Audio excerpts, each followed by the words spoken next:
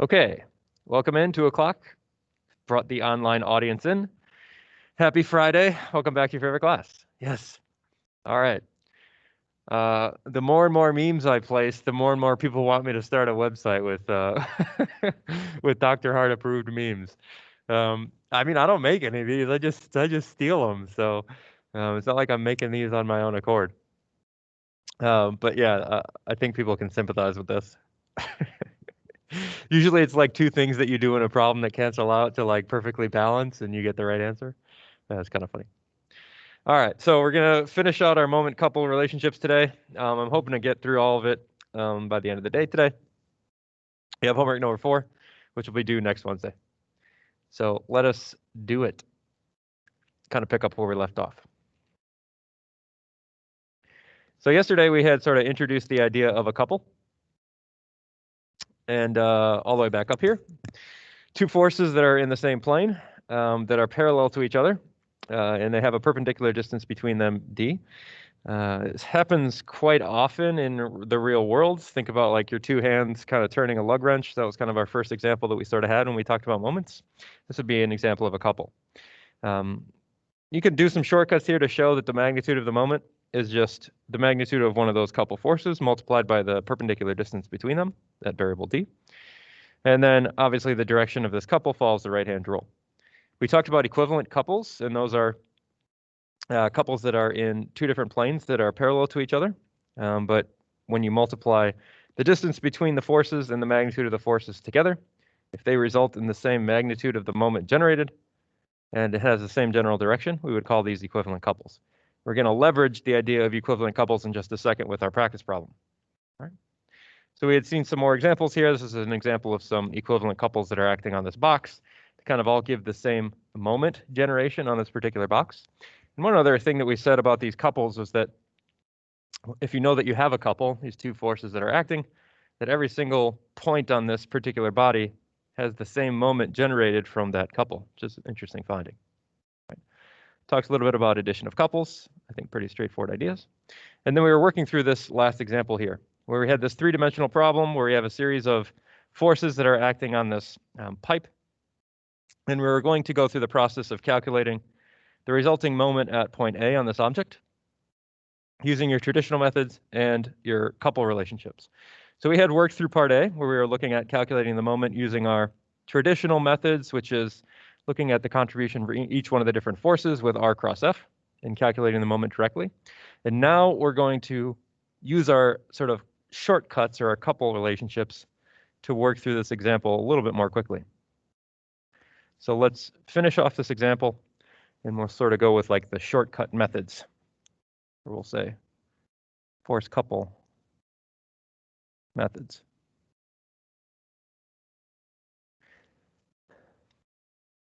Okay. So can we identify couples in this problem? And hopefully if you go back up to this picture and just take a gander, you can see that we do have a set of two couples in this particular problem. The first would be the couple associated with this 30-pound force. Okay, so these are two forces that are in a plane that are parallel to each other and have opposite magnitude. So we can sort of see they're contained in like this plane, which would be the YZ plane, and they have equal force, opposite direction, and they're parallel to each other. So that is one couple that we have here.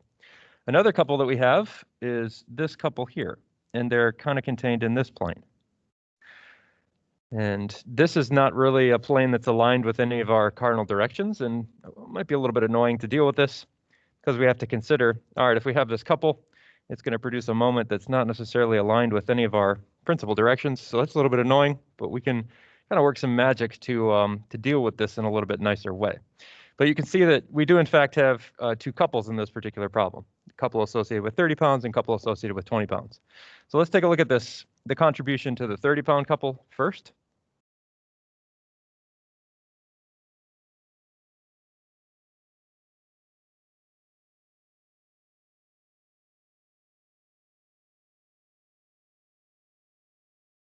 Okay. So Let's first take a look at this 30-pound couple.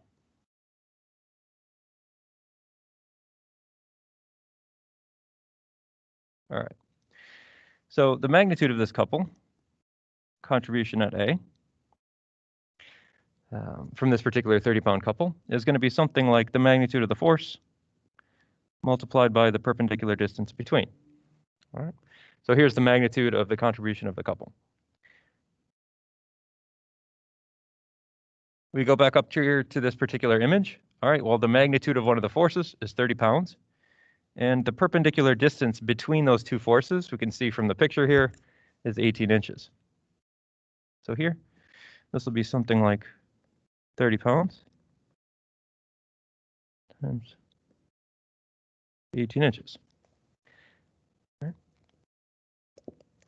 I've sort of identified that, yes, we are at point A, but that's a little bit, fruitless, because every single point on this structure will have the same moment contribution because of this couple. So it's a little bit superfluous to include this sub A here on this particular moment, since every point on the structure will experience the same moment from this couple, but let's roll with it anyway.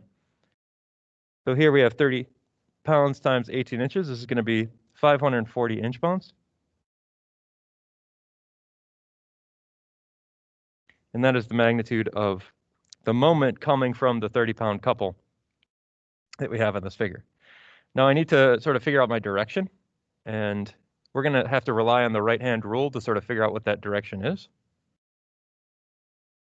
So to do that, I can kind of come back up to my figure here, and again, imagine what the plane is that contains these forces. And so here we see that this plane is the plane that contains those particular forces.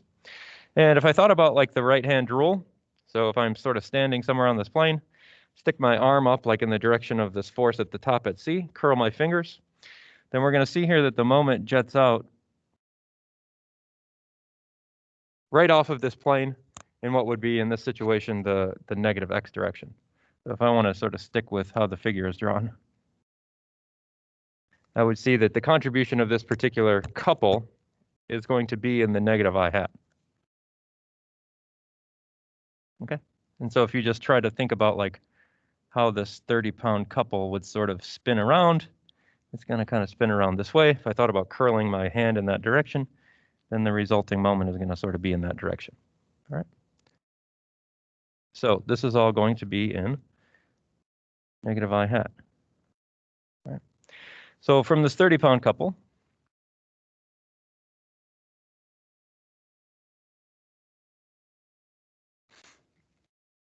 we have negative 540 inch-pounds in I hat. Okay, and we'll come back to this in just a sec. If we think about taking a quick peek back at our previous calculation, which is the full-blown moment calculation, things are looking pretty good at this point. Right? All right, so let's continue. We have another couple in this problem. And that couple is this one here. Two forces that basically lie in this particular plane. And a known magnitude, 20 pounds. It's the same magnitude, opposite directions, and it's lying in that particular plane. Now, you could go through the process of figuring out what this distance is here. Using your sort of triangular relationships, using those sides as the sides of a right triangle, you could figure out what that length is between those two particular forces. And if you follow the right-hand rule and you know that it's sort of being projected off of this general direction, you could figure out what is the direction of that moment using just these force values alone. I like to be as lazy as possible, and I will show you a trick that you might want to leverage to help you when you have a couple that's not necessarily aligned in this sort of principal plane directions. So I'll say that for 20-pound couple, they're not in a principal plane.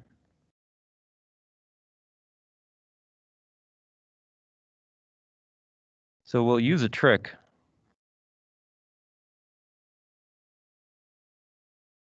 to make life easier.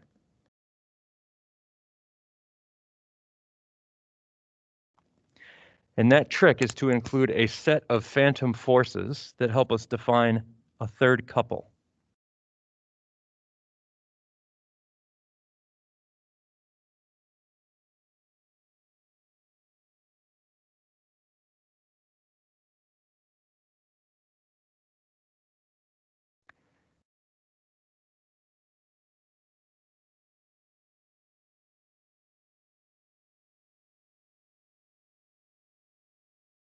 Okay. Now, what do I mean by that? A set of phantom forces. Sounds exotic.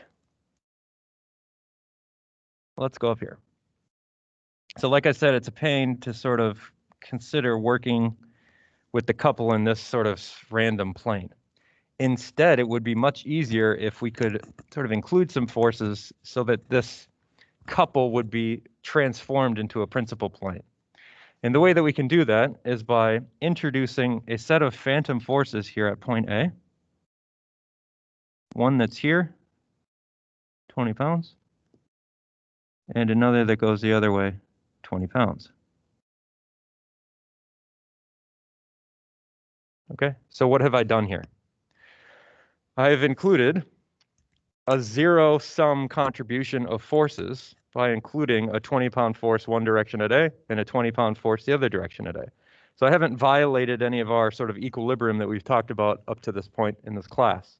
I've included one force one direction, one force the other direction at that point of equal magnitude. So I haven't really changed the analysis of the system. The only thing here now that I've done is I've sort of helped define two different couples that are actually in like principal directions. So if I think about this 20-pound force here and this 20-pound force here, this is a coupled system, all right? You have forces that are of equal magnitude in opposite directions that are parallel to each other.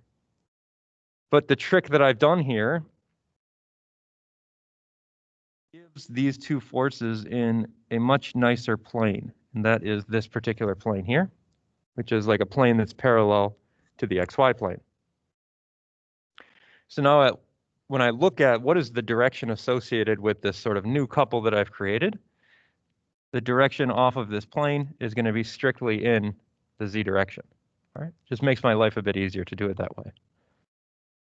Right. I see similar behavior for this 20-pound load and now this 20-pound load. Okay, so this is another couple, different from this couple. Okay. Now, if I consider what's going on with this other couple that I've introduced, this is now lying in this plane here. Okay. I quickly can identify the distance between those two forces. It's 12 inches.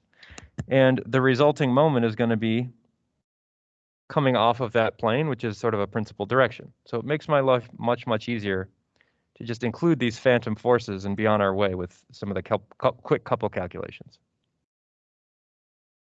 Okay, so now let's go through this.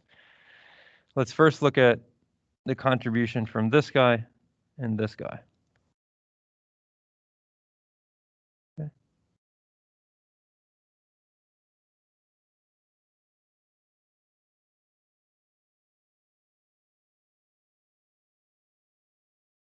For this particular 20-pound couple.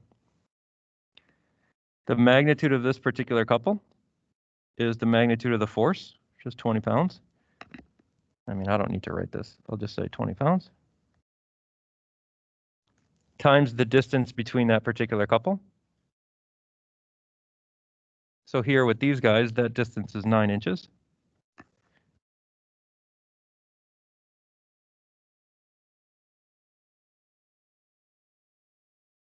So here, I'm getting 180 inch-pounds.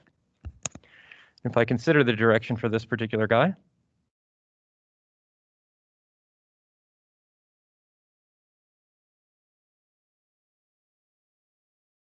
here's the plane that contains that couple. So the direction coming off of that plane is just k hat, right? So this is acting in k hat.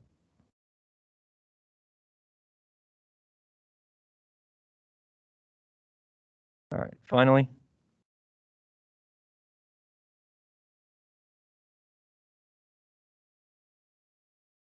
for this other 20-pound couple.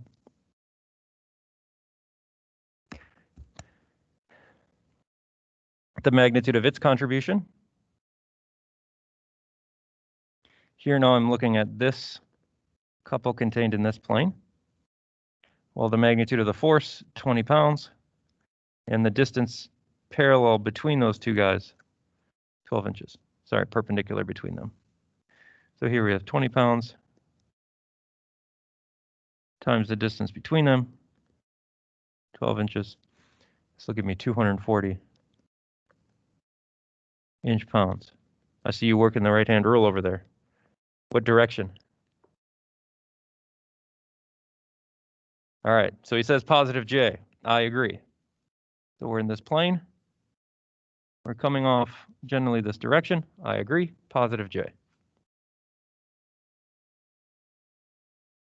All right, so we've contributed or figured out the contributions of all three of our couples, including kind of with these new phantom forces that we've created. It's a nice little trick. And so here we see the full contribution will be something like negative 540 I hat plus 240 J hat plus 180 K hat. So let's write that.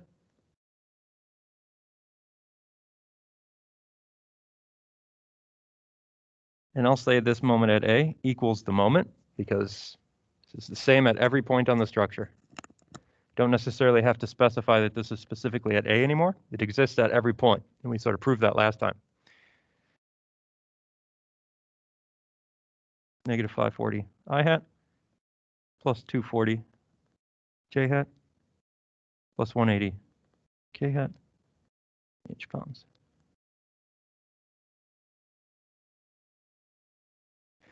Which is exactly what we found here with our traditional calculation. Okay. So if you can sort of identify couples quickly, just multiply the magnitude of the force by the perpendicular distance between the two. You know the magnitude, and you can use right-hand rule to figure out the direction. Away you go. It should take you 10 seconds, really, to calculate. All right. Makes it a lot easier than actually going through the whole rigmarole of the traditional calculations in this particular situation. All right. Now let's continue on. I want to talk about kind of like the last concept here for forces and couples, and that is relocating a force to a new area on the object and accounting for the location of that force by creating a couple. So let's talk about that. This will be relocation of a force couple.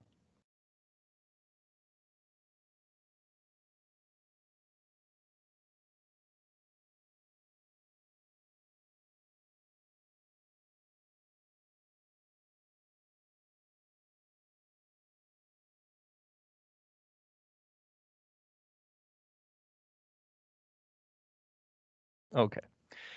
So let's say we have a rigid body.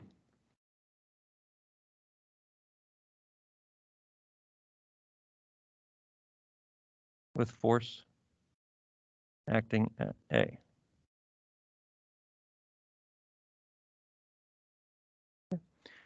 So here's a picture of my rigid body, the famous heart mechanics potato. And here we have on the structure some point A that exists. And there's a force coming off of point A, which we call FA. All right. We can play some tricks if it's going to make our analysis easier, and I'll show why it will make our analysis easier in just a second. We can relocate that force to any other location on the structure if we account for the couple that is created or the moment that's generated by relocating that force. So let's put that into words. I want to relocate the force at A to point O. So let's say that there's some other point that exists on this object. Let's call it point O. I can do this as long as I sort of account for the moment that might be generated by relocating that force. And I'll show you what I mean in just a second. Okay, if you account for moment generated by relocation.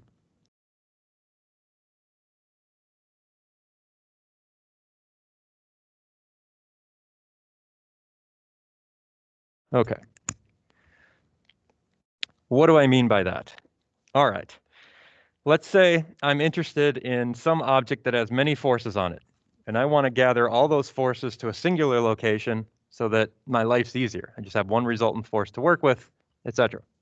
Right? I want to take this particular force that I have here now and relocate it to O. The way that I could think about doing this is, again, making for myself this like phantom couple that exists at O. Right? So I would consider introducing a phantom couple here, or a phantom set of forces that here is like Fa, and here is like negative Fa.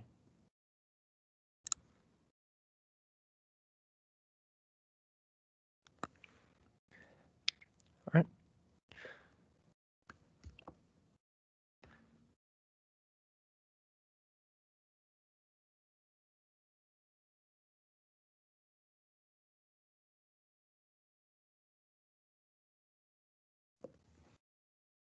Okay. Once I've introduced these like phantom set of forces, I'm not changing anything about the way that this piece is behaving. I've just introduced two forces of equal and opposite magnitude at that location O, right? These are equivalent systems to what I just drew before. But now you could recognize that like this guy here and this guy here are a couple, right? So that negative Fa and the Fa there together are a couple. Aren't they so cute together? That means that I could simply replace that couple with the moment that is generated by those two guys. And since I know that I can place that anywhere, I'll place it at O. So replace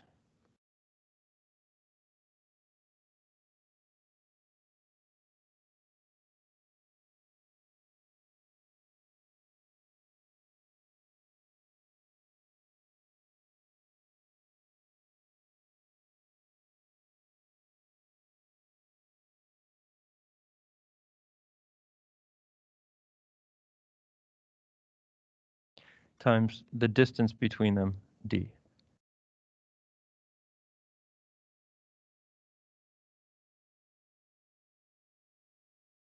Where the distance between them here is this distance d, right? This perpendicular distance that exists between point O and point A.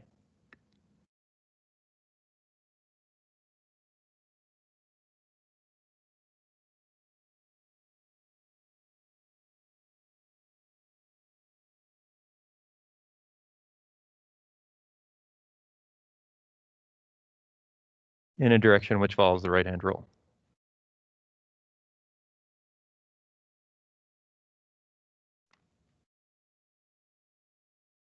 Okay.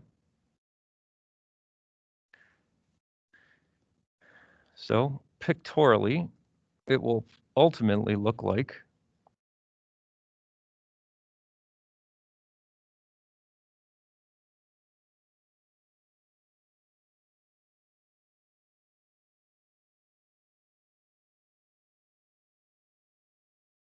your original system, which we started with, is equivalent to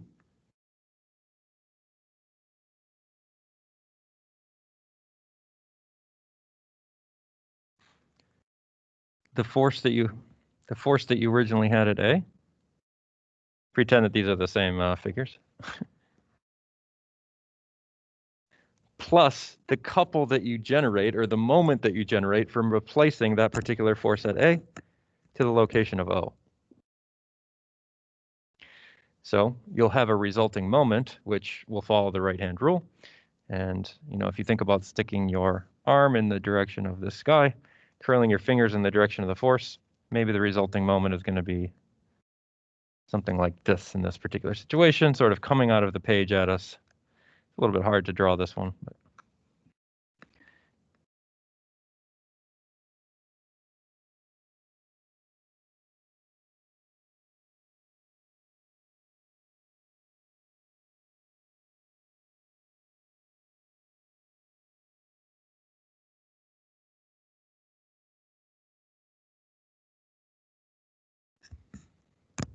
Okay.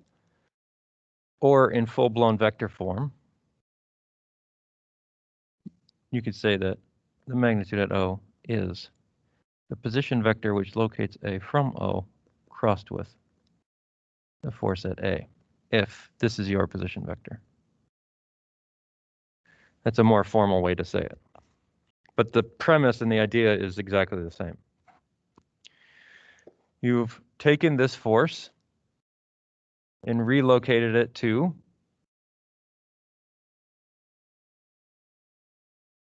point O. And in doing so, you have to make sure that you accommodate the moment that was generated by moving that force from one place on the structure to another place.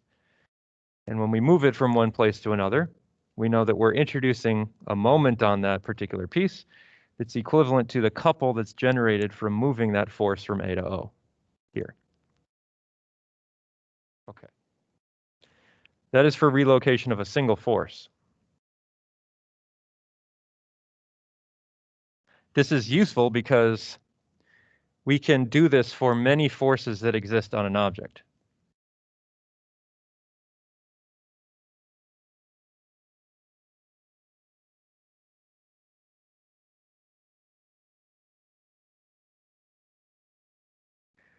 So consider a body with many forces. And you want to relocate to one point.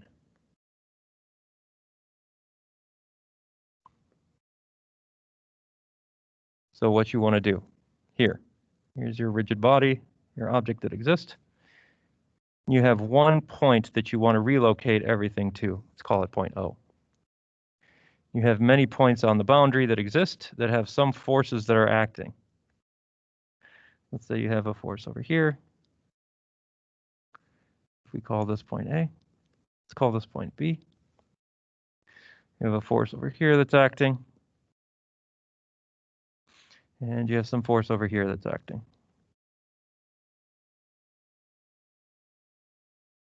Okay.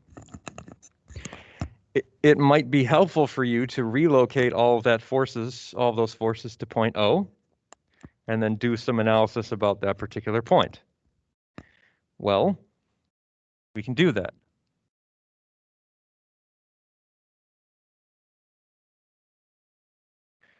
Where we have, again, our same object, pretend that that's the same shape.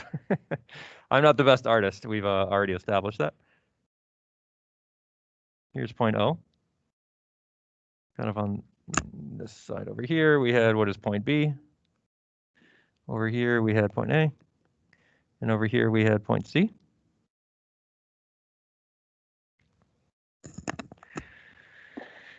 And I'm relocating all of the forces to point O.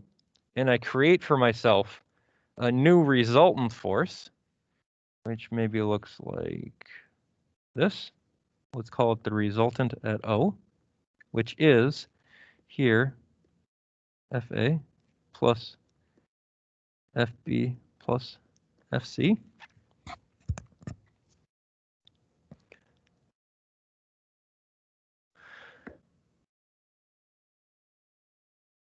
And maybe I've also created a moment from relocating all of those forces,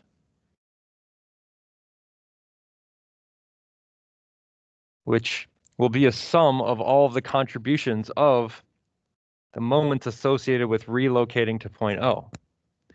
So this will be, I'll just blow this out all the way.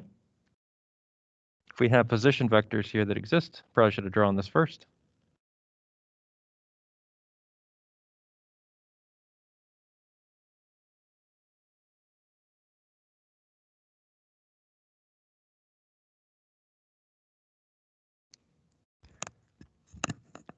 the moment that you generate at O is going to be the position vector that arrives at A from O crossed with the force at A plus the position vector that arrives at B from O crossed with the force at B plus the position vector that arrives at C from O crossed with the force at C.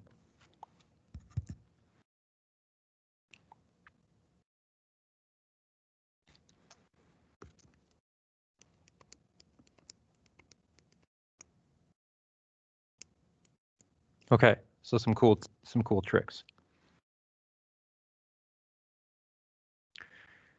Let's do one last example problem before we sort of close out moments where we're looking at doing some of this relocation.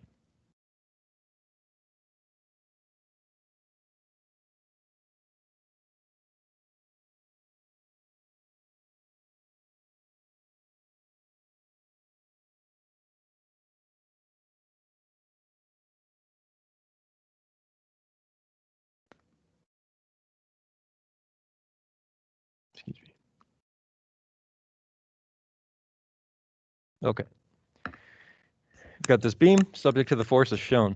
We want to reduce the given system of forces to first an equivalent force couple system at A, it's kind of on the left-hand side here. B, an equivalent force couple system at B. And C, a single force or resultant. We'll talk about that in just a second.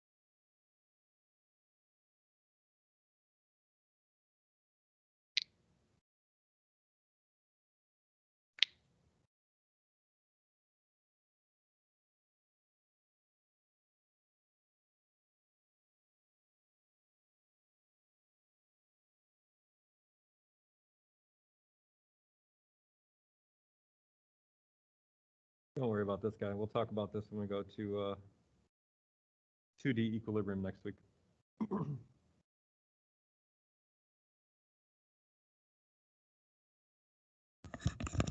Gotta bring my mic down.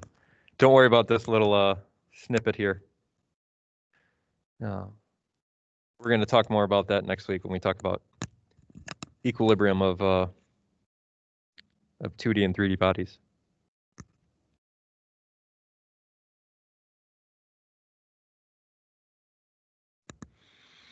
All right, so let's give this a go.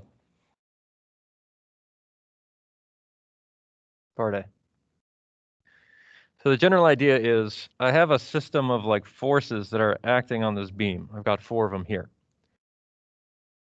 What I want to do is I want to create an equivalent system to the one that you see here by relocating all of these forces to one location.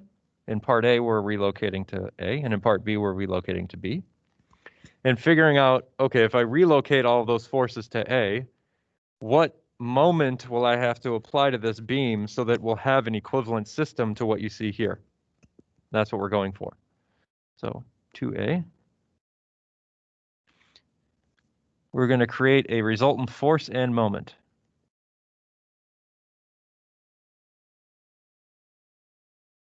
Let's call the resultant force RA and moment. What moment do we have to have at A for this to sort of be equivalent? Okay. So the resultant force at A is just going to be a summation of all of the forces that we have here.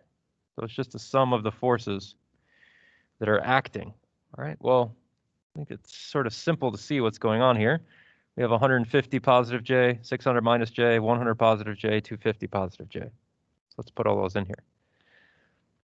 So we have 150 j hat minus 600 j hat plus 100 j hat minus 250 j hat.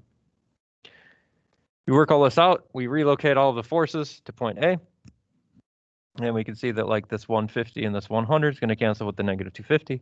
So we're just going to be left with negative 600 j hat newtons. Right. This is my resultant force if I'm relocating all the forces to A. Now, if I relocate all the forces to A, I have to make sure that I'm accounting for the couple that's generated or the moment that's generated by all of those relocations. And so for each one of these guys that you see here, what I'm more or less doing, but I'm not going to actually draw, is I'm making a phantom force here that exists, a phantom set of forces that exist for each one of these three guys. All right.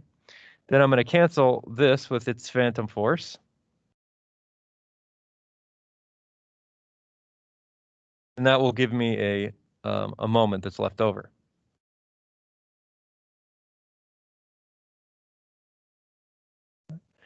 And so the resulting moment at A is just the summations of R cross F.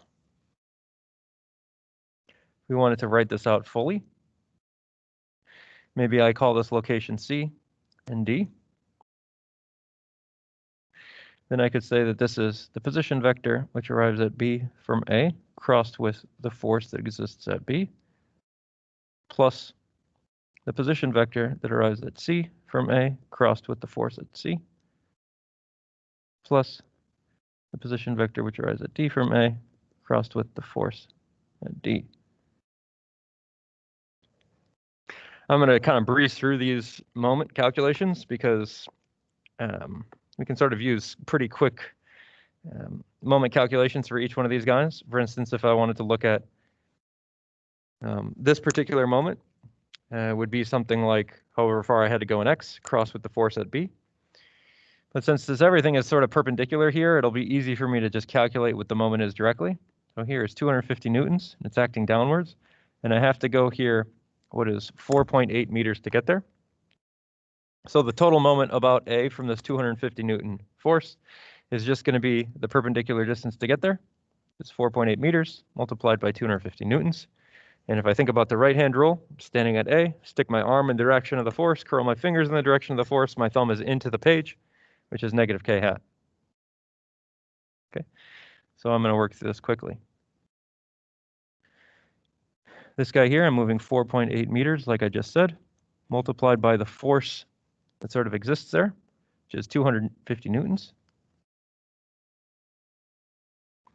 And the resulting contribution, negative K hat. Right.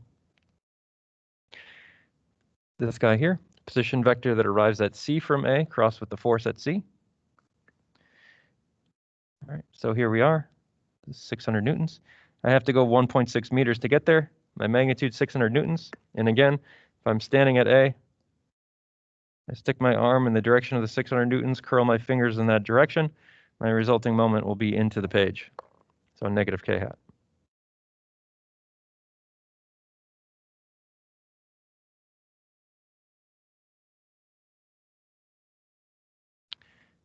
600 newtons, right? Yep.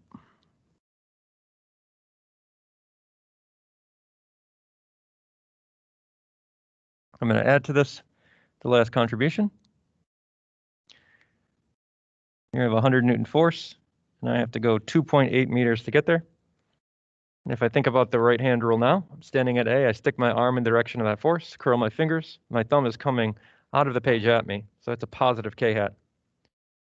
So here we have 2.8 times 100 in K hat.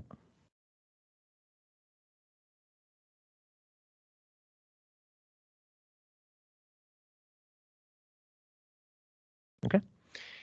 Interesting that all of these particular moments are going to act in K hat. That sort of makes sense. You have all of the position vectors and all of the forces in the XY plane. So all of the resulting moments are going to be out of plane. So if you sort of work through all this, I believe that you could do this math. Negative 1880 Newton meters K hat.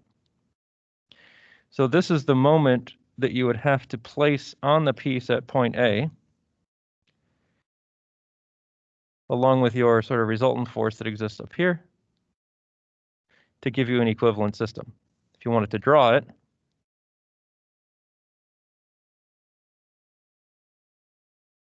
here's your beam.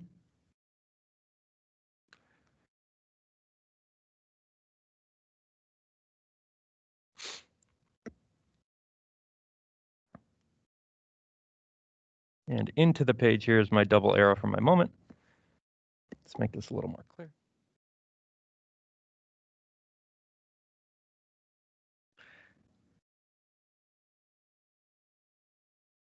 All right. This particular system right here, this beam with this particular loading is exactly the same as this beam up here, mathematically speaking, or engineering-wise. They're equivalent systems and you could analyze them equally. All right, let's continue. We can do the same thing at point B. My resultant force at B is going to be the exact same thing as it was at A. I'm still relocating all my forces to that location. The forces of this problem did not change. Still all the same value.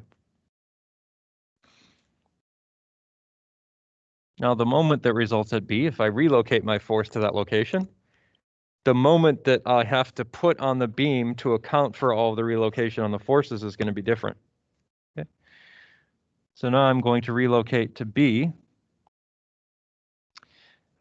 which is going to include contributions from like the 600 newtons, the 100 newtons, and the 150 newtons.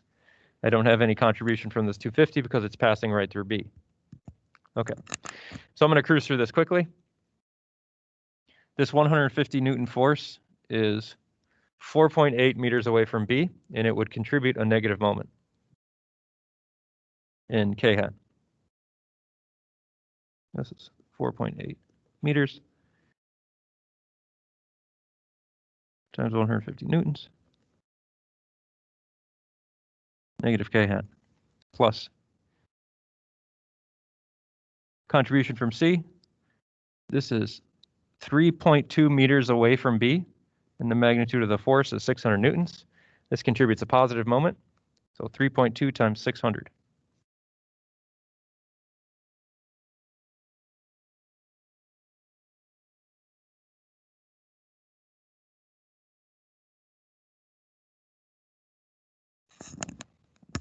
All right.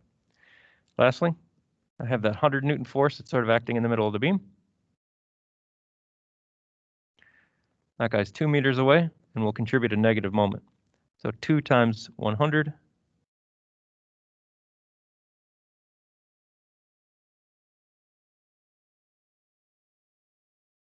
in the negative K hat.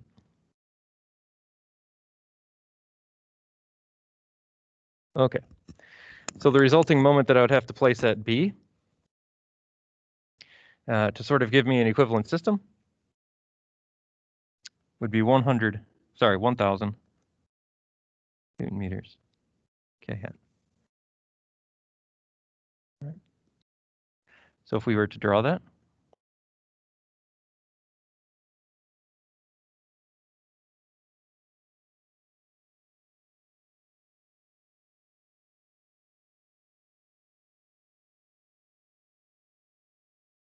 .600 newtons acting downward here. And I have a 1,000 Newton meter moment that's kind of coming out of the page now. So it's coming in this K hat direction. It's my double arrow.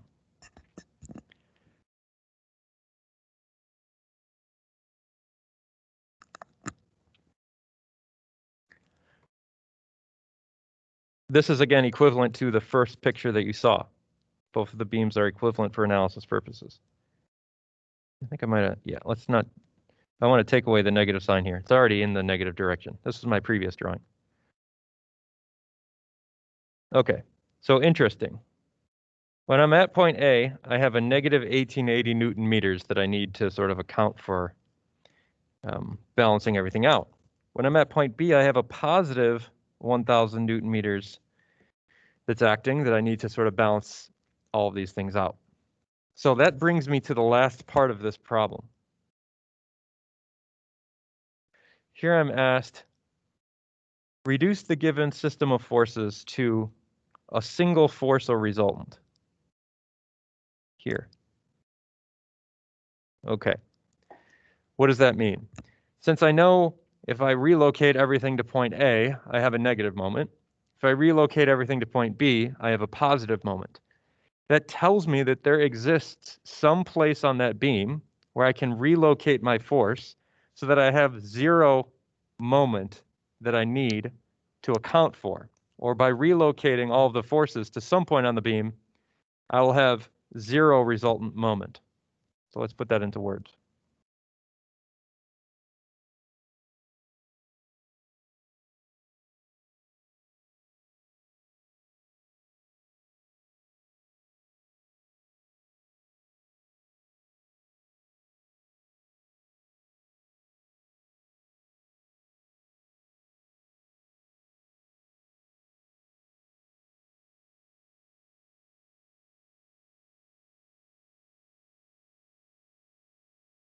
What location in the beam can I place that resultant force so that the moment is zero? Okay. There's a couple ways that you could sort of consider this. I think the easiest way is to think about converting what we had from, let's say, part A of the problem.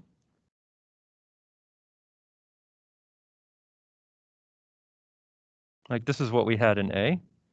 We had sort of the 600 newtons downward. And we had 1880 into the page.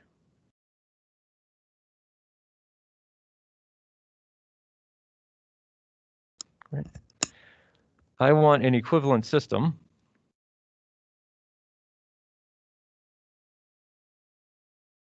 where I just place a 600 Newton force somewhere. So I have the same equivalent force, and I have to place it somewhere along the length of the beam so that the moment is zero. So the question is, what is the value x along the beam which would give me a resultant force of, or a resultant moment of zero? So I want to think now about going from the situation A to this situation kind of over here on the right-hand side by, again, relocating this force to some location along the beam X that would completely eliminate this particular moment, right? So what I want to do is place 600 Newton force at location X to eliminate the 1880 Newton meter moment at A.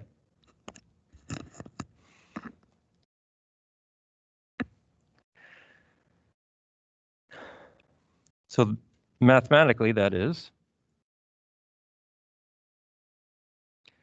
I want some moment that equals 1880 Newton meters located at some distance x away from point A, multiplied by the 600 Newton force which exists there in space.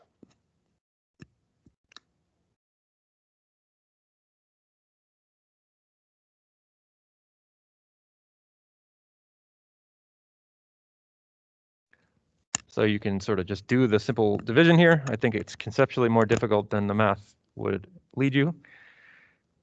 3.13 meters.